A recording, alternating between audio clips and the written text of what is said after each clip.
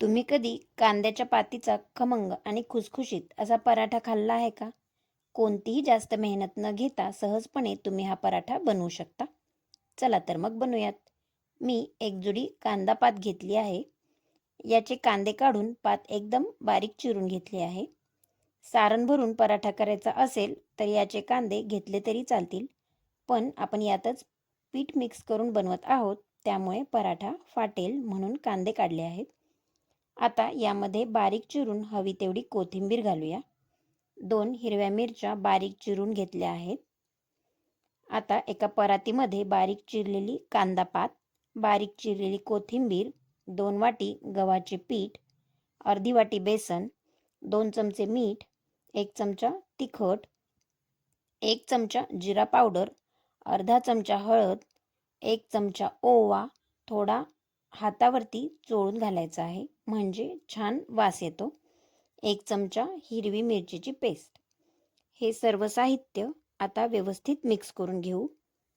यामध्ये बेसनचा वापर केल्यामुळे पराठे खुसखुशीत लागतात. थोडे थोडे पाणी घालून याला मळून घ्यायचे आहे. 1 वाटी पाण्यामध्ये हे पीठ व्यवस्थित मळून होते.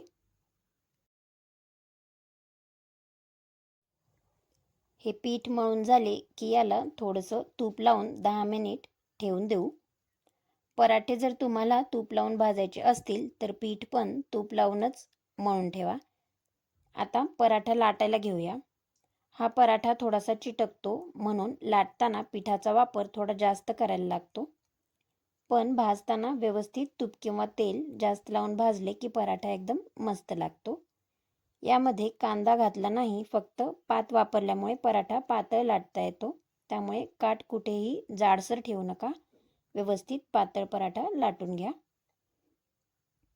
आता पराठ्याला दोन्ही बाजूनी मस्त तूप लावून खरपूस भाजून घ्यायचं आणि कोणत्याही चटणीसोबत किंवा दह्यासोबत गरमागरम खायला घ्यायचं.